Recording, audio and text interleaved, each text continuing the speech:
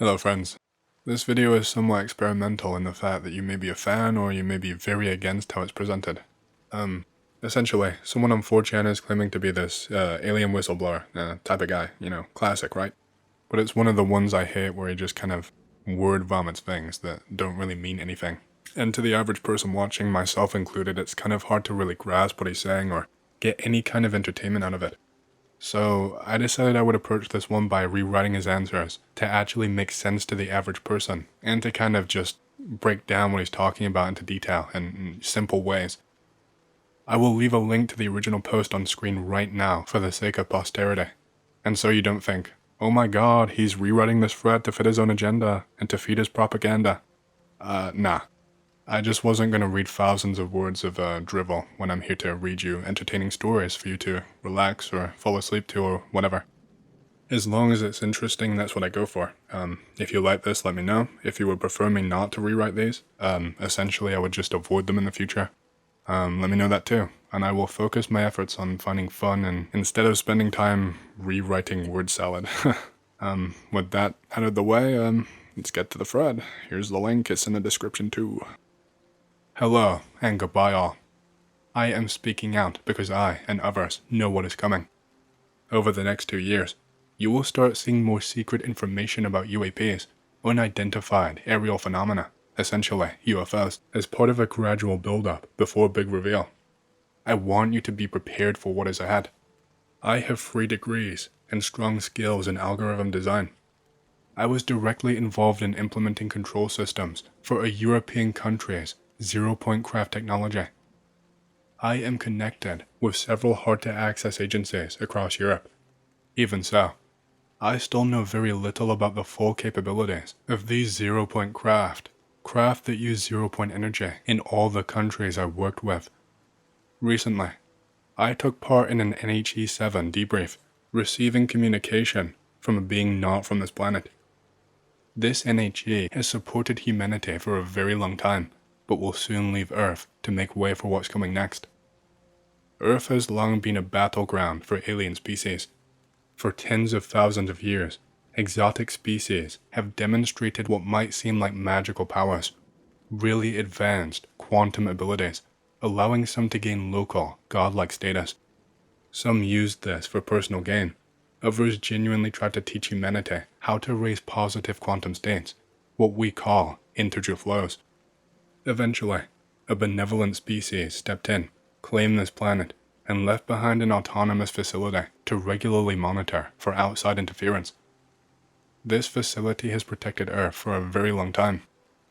Now, due to the depletion of local resources, not just on Earth, it is failing. It can no longer print craft occupants and has been shrinking the autonomous bots that it uses to maintain its audits. I will only answer sensible questions. What is coming? When will it happen? How do we prepare? The planet's long-standing protective system, the autonomous facility, is shutting down. That means Earth will be open again to outside interference, including visits from other civilizations in space. The problem is, not all of these visiting species have good intentions. Earth has a lot of valuable resources, and some species run out of materials and have to take from other planets. We won't have much defense if they try to cause major disasters, like messing with Earth's magnetic field, which could lead to catastrophic events that most people would not survive. Ordinary people won't be able to defend themselves against these threats, but thanks to new UAP technology, a small number of people might survive by living on other planets in our solar system.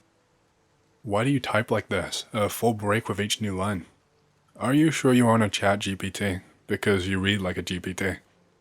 I'm not any Transformers model, though I did help build one of the biggest iterations of a European byte latent model to try and decode some symbols given to me from an exotic craft. I'm not the best software developer, and the best people in the field are just flat out not working on this cutting edge technology. A real leaker would post on Reddit, not 4chan. Fake. I don't want to post on a website with such a strong set of identifying data on users. Anything from browser ID, HWID, IP could be fuzzy matched with one of my machines, and I don't want that to happen. What did NHE7 look like? Did it say anything unique? I never saw NHE7 because we were blindfolded before entering the room. I could hear some machinery and a soft, slow breathing, about one breath every 7 or 8 seconds that sounded tired. Fuck off, dude, you did not count the breaths. And you weren't blindfolded, fuck off. Before the meeting, a senior military person told me the purpose was to get instructions on what to do next and to keep an open mind. There were 7 others with me, and none of us talked or moved unexpectedly. I did not recognize anyone or their branch. When we entered, I heard a knocking sound, but it wasn't in my ears. It was like, directly in my brain. The leader kept telling us to stay open-minded and not to be afraid. Even with the blindfold on, I could see the space around me in faint, unusual colors, and I knew exactly where to walk. We sat opposite NHE7, who said he had been waiting for this day for a long time. His voice seemed to come from inside my own mind. During the meeting, I had strange feelings like shivers and goosebumps. I saw images in my mind. Earth spinning, fires, giant waves, and a bright light in the sky so intense I had to shield my eyes with my hands even though I was blindfolded. NHE7's purpose was to make sure Earth survives long enough for what is planned.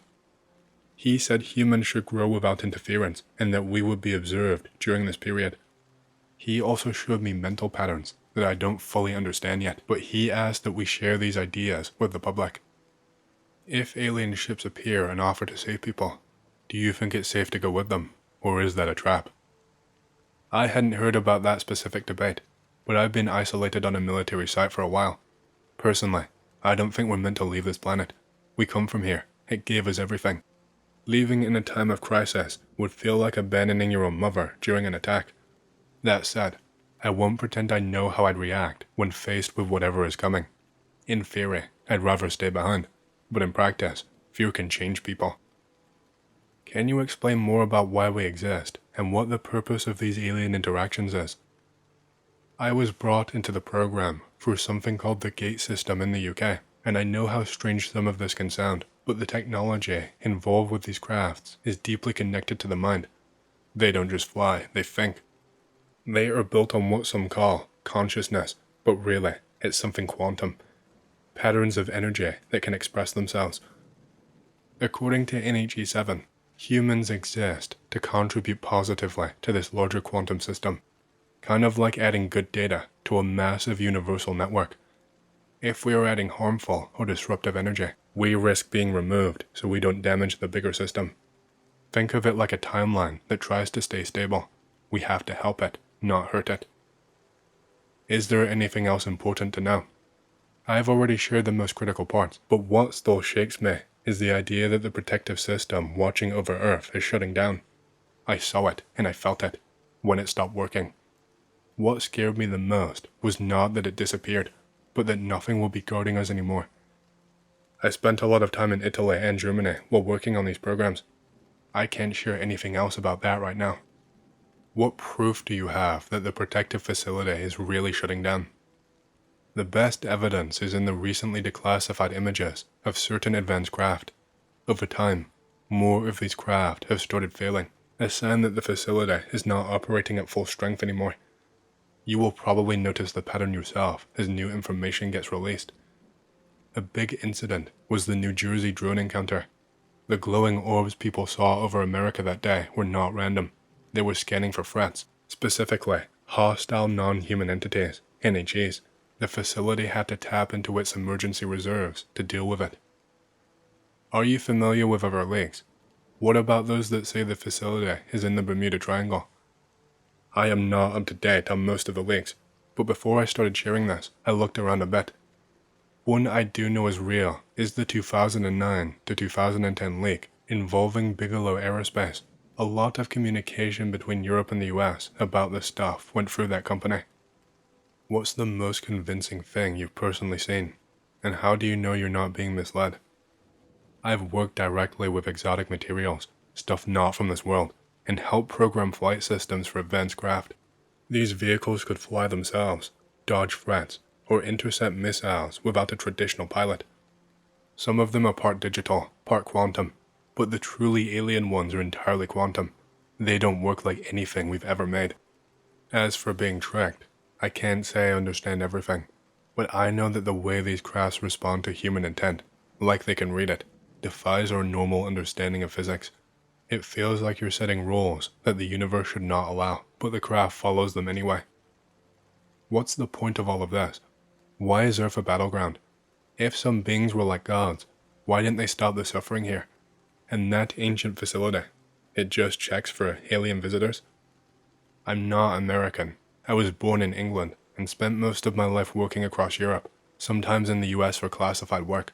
To your question, there wasn't really a purpose to Earth being a battleground, not in the way that humans think about war or control. I read a classified report about a species that generally tries to stay peaceful. Sometimes, though, they exile individuals who then come to places like Earth to do their own thing. Earth was in its early stages of development, so certain non-human beings took advantage of that. It was basically an unguarded sandbox where they could experiment or just do whatever they wanted. Some came for selfish reasons, others tried to help. Eventually, a more powerful group discovered what was happening and tried to put limits on it. That's where the protective facility came in. Its job was to stop outside interference.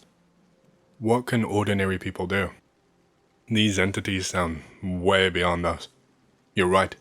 The average person can't really defend themselves if some of these beings act against us. It's not just that they're technologically advanced. Some of them can manipulate time and space just by thinking. They can project thoughts directly into your mind, or even let you see without using your eyes. If aliens are so advanced, why would they come here? Why not go to the source of whatever they're after, or invent it themselves? Even the most advanced beings still need resources. There is no such thing as a perfect system. Everything has limits. Some of these visitors aren't coming to just take physical things though.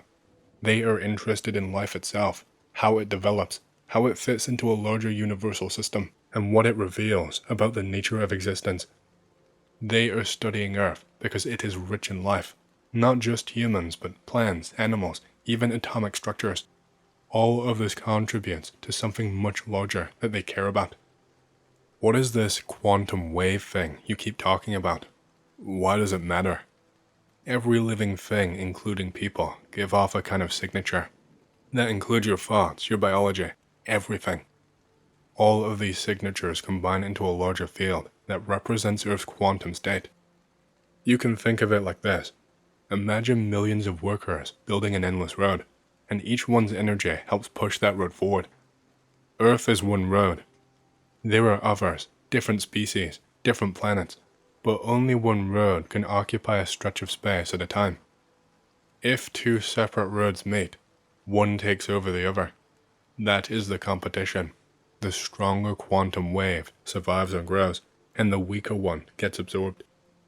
This process doesn't happen in physical space the way we are used to.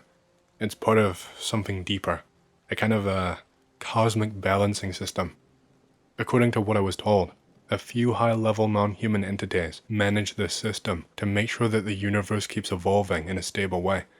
And humanity, depending on the kind of energy that we give off, could either become part of that system or be removed from it entirely. This happened a while ago, but it still messes with my head. I live in a quiet countryside town where nothing much ever happens. I'm 18, and it's normal for me to walk around on my own without feeling scared. It's that safe here. Basically, no crime. One evening, I took my dog for a walk. The weather was nice, so I headed to a nearby field where I usually let her off the leash to run around. She's a good dog, always comes when I call. Everything was going fine, but I had this weird feeling in my gut. I don't get those often, but when I do, it means something. The last time I had that same gut feeling, I was 8. We were driving at night as a family, when I suddenly told my parents, "Something is wrong, you should slow down." They actually listened because of how serious I sounded, and a minute later, a deer ran out in front of our car. If we hadn't slowed down, we could have crashed. My mom still thanks me for that to this day. So, when I got that same eerie feeling again, I hesitated, but brushed it off and kept walking. My dog and I rolled around the field and wandered into a small forest as the sun began to set. When it was time to head home, I put her back on the leash and decided to take a shortcut for a narrow path that cut through the trees. It's not a popular route, but it's the fastest way home. As I walked down the path, I noticed a silhouette standing where the forest began. At first, I thought nothing of it. Maybe someone was just waiting for a friend. But after a few steps, I stopped and looked again. The figure wasn't moving. They were just staring at me. At first glance, it looked like a child, but as I got closer, I realized it was actually a grown man. He was, awkwardly hunched over, riding a small blue-green child's bike, way too small for him. His knees stuck out weirdly, and he looked like he was forcing himself to ride it. It was, unsettling. Still, I didn't want to waste time turning around, even though my gut was screaming at me. Every step I took, his eyes followed me. When I was about 20 meters away, he suddenly started bouncing on the bike, doing these weird, excited little jumps, while smiling the most awful, wide-eyed smile I've ever seen. He looked completely unhinged. Long, thin limbs, bald head, twitchy movements. Had to be at least in his 50s. I glanced behind me. No one else was around. It was just me, my fluffy dog, and this crazy man. I spun around and started jogging back the way I came, trying to convince myself I was just being dramatic. But my heart was pounding. I kept checking behind me, but there was no sign of him. So, once I was deep into the open field again, I let my dog off the leash to relax. That's when she bolted, probably chasing a rabbit or deer. She'd never done that before, and I panicked, yelling for her over and over until she finally came back. As I clipped her leash back on, something caught my eye. The man. He was biking straight toward me, still smiling, still staring, and he wasn't looking at the ground. He was locked on me. Panic wasn't even the word. I'd never seen someone look so insane. He was struggling to ride that too small bike across the field, and it wasn't even an easy field to cross. Muddy patches, uneven ground, little ponds you had to jump over, but he kept going, for me. I didn't wait to see what he'd do. I ran, harder than I ever have in my life. My vision started to black out from how fast I was sprinting. My chest felt like it was going to explode, but I didn't stop. I glanced back once and saw him still coming, still smiling, still bouncing on that tiny bike like some demented cartoon. Eventually, I spotted a random house and ran straight into the yard. I didn't care if it was private property, I just needed to be out of sight. I crouched down and stayed there, holding my breath. He never followed me in. After a while, when my heart had finally calmed down a bit, I got up and ran again, this time toward an area where I knew people would be outside. I figured if he showed up again, at least someone would be there to help. I even typed 911 into my phone, but I never hit call. I didn't know what to say. I had no real proof, and I didn't want to tell my parents. They were overprotective, and I knew they would never let me go anywhere alone again. Since then, I've been paranoid. My dog was shaken too. I think she sensed something was off that night. I can't stop thinking about that man. His smile still haunts me. Sometimes I feel like I'll see him again, just suddenly standing outside my window one night. Hey, I hope you've enjoyed the story so far. If you do and you want to hear more, please leave a like and subscribe to my channel, and leave a comment down below, as it lets the algorithm know that you like my content and it promotes it to more people. My goal for the channel is to hit 50,000 subscribers, and we're closing in fast, so thank you, and back to the stories. Okay, being honest this time. Probably giving out too much info. I was born in Russia. When I was a kid, before moving to America, there was a young girl who was possessed at church.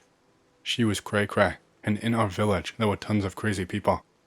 We also had a guy, probably in his 30s to 40s, in this village, who would proceed to go to weddings and stand outside and bless everyone, even if he wasn't invited. He claimed he was Jesus, and everyone in this Soviet village gave him food. Another creepy story. My family are former Muslims from Russia, and later on they became atheists between the 50s and 70s. We have a story in my family, the reason why my uncles and grandfather never drank again, and how it changed my family's life. Basically, my grandpa and my uncles were alcoholics. My dad was the youngest in the family, and he was born in the 60s. My grandparents beat the shit out of my family while drunk.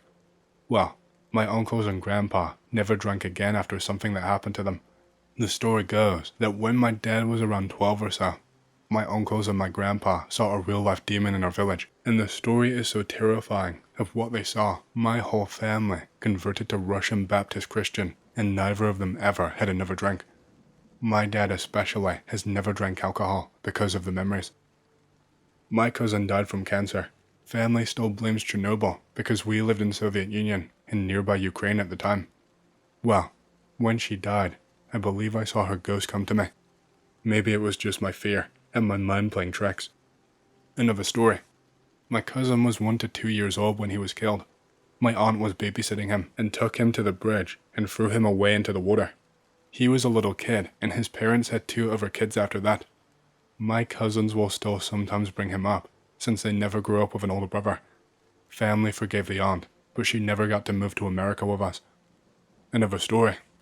After we left the Soviet Union and moved to America years later, we found out our neighbors and people of my family friends hung themselves and took their own lives in our village. We moved to America, and they never got to do anything. My uncle worked for the Chechnya/Russian mob from the 70s to 80s. He wanted to leave and move to America. He was burned alive and killed in his BMW. My cousins still have his picture in the burned car. They were only 4 years old when he was murdered. It was early on a Sunday morning. I live in the suburbs, but my parents own a farm that I love visiting, mainly because of my dog, Molly. She's a mutt, not small by any means, and at the time I felt totally safe around her. I'd often take her on walks through the nearby forest, something I always look forward to. That day started off normally. My dad and I drove to the farm, and the moment I got out of the car, I ran to hug Molly. My parents always got annoyed when I did that, said I would smell like dog for the rest of the day. I put her leash on and asked my dad if I could take her for a walk. He usually assumed I stuck to the road, but I always took a detour into the forest. There was something peaceful and calming about it, unlike anywhere else. Once inside the woods, I unclipped her leash so she could go and explore. I passed the time by carving my name into the tree bark, or looking for odd things. That day, I ended up playing baseball with a few rocks, and what looked like a wooden table leg. Suddenly, Molly started barking. That wasn't totally unusual. She'd sometimes bark at foxes or small animals. I grabbed the wooden leg just in case. I wasn't planning to use it, but it gave me some comfort. I called out for her. "Molly, come here." But she did not come. That was, strange. She always listened to me. Following the sound of her barks, I came across a sight I will never forget. There was a man, probably in his late 50s, shirtless and dirty, holding a large machete in one hand and a bottle of moonshine in the other. He was, hacking at the ground, totally ignoring my dog. That was the first time I'd ever run into another person in those woods, especially someone half naked and armed. I wasn't sure what to do, so I said, "Sir, are you okay?" I was more confused than scared. He turned toward me. His eyes were wide open and piercingly blue, unnervingly so. "Come here, boy," he said. "Look what I've dug up." I was terrified, but didn't want to provoke him. I stepped closer, just enough to see he had dug a deep hole. I didn't see anything inside it. He kept digging and sipping from his bottle. I took the chance to grab Molly and slowly started backing away. But I made the mistake of looking back. His head was deep in the hole again. When he came up, he hid a bone in his mouth. I still don't know if it belonged to an animal or something else. That was enough. I turned and ran, pulling Molly along. Behind me, I heard him laughing. Then something flew past me. It was the machete. "Damn it," he yelled. That made me run even faster. I knew the forest well. I wasn't afraid of getting lost. I tore through brush and branches until I finally made it to the garage, where my dad was working on a tractor. I didn't say a word about what I'd seen. I was afraid he wouldn't let me take Molly into the woods anymore. Needless to say, I never went back into that forest alone again. I have 2 brief ones, but I think they're related to something spooky in our family. Be my grandmother, from England, living in a small house in the country, some place called Sandy. She's outside playing one day when she looks out into the field and sees a tall figure. It's walking briskly out in the open. It's white but just barely translucent. The sunlight was making it glow. Has no arms at all. Just some short legs and a very long torso, almost as tall as the trees. Grandma watches it until it turns to look at her. It instantly disappears. She told this story often when my mom was growing up, maintained to the day that she died that it was 100% true. I heard her tell it a few times and she seemed genuine, for whatever that's worth. Also, Grandma is making breakfast one day, turns around to get something. There is a black shadow of a man standing there. Grandma shrugs and keeps making breakfast. She used to see these shadow people all the time apparently. She said they never really seemed evil and they never scared her. She just got the sense that they wanted to watch whatever she was doing. Mom used to see them too. Anyway, here are mine. Reading on my laptop one night, in the living room, sitting next to the big sofa. Very dimly lit. All lights were off except the one in the kitchen. Hear movement, like someone is adjusting themselves on the sofa. Look over and see the outline of a person sitting there. She disappears. I say she, because it felt like a woman. Can't explain that, but whatever. Last one. Driving home after taking a walk out in this beautiful forest near my house. Small road. Serene. Suddenly hit by this powerful smell. Not bad, just really strong. Glance in my rearview. There is someone in my back seat. Only see them for an instant because I hit the brakes and hop out of the car. There is nobody there. Normally, I'm not quick to panic, but whoever I saw looked fucked up, like they were covered in oil. There is other stories, but I'm going to bed. This is not paranormal, but it is the scariest moment of my life. Be me. Get hired for a 1-week summer camp, being a counselor/wrangler. Most of the cabins aren't being used. The ones closest to main buildings are where campers are. Women's bathroom is main bathroom because of this. Men's bathroom is at the edge of the clearing and next to the forest. Counselors take to using men's bathroom to shower, shit, etc., since women's bathroom is crowded and dirty. No electricity in men's room. When you open the door, you see the sinks/mirrors. To the right, it blends to the bathroom stalls. To the left, there are free showers. Campers in bed at 9:30 p.m. On night watch duty, sitting in dining hall alone. Occasionally patrolling to make sure everyone is still in their cabins. Walk out to men's bathroom to get my toothbrush/paste. Open door. One of the showers is running. Terrified, turn around to leave. Naked idiot kid walks out of the shower side silently, with some brown substance stained all over, possibly shit. Pitch dark, aside from our flashlights. Sprint back to dining hall, and eventually come back into viewing distance. Kid walks out of the bathroom clothed, and back into his cabin. I have never shared this before. Feel like an idiot telling anyone, because I don't think they would believe me. Be 5 years old. Chubby kid, so I get up to go to the kitchen for a snack at like 3 in the morning. Walked easily through the pitch black towards my kitchen. Approaching the kitchen, I hear a rustling sound. Sounds like a plastic bag being messed with. Who cares? Turn on the light. Immediately see a brown little creature, hunched over, green slime oozing from its body, playing with a wrapper from some food, making the noise. Scream bloody murder. Run to my parents' room. They give me a weird look, say it's probably a mouse. Go back to bed. Could have been my young imagination. Regardless, I am still scared shitless 18 years later.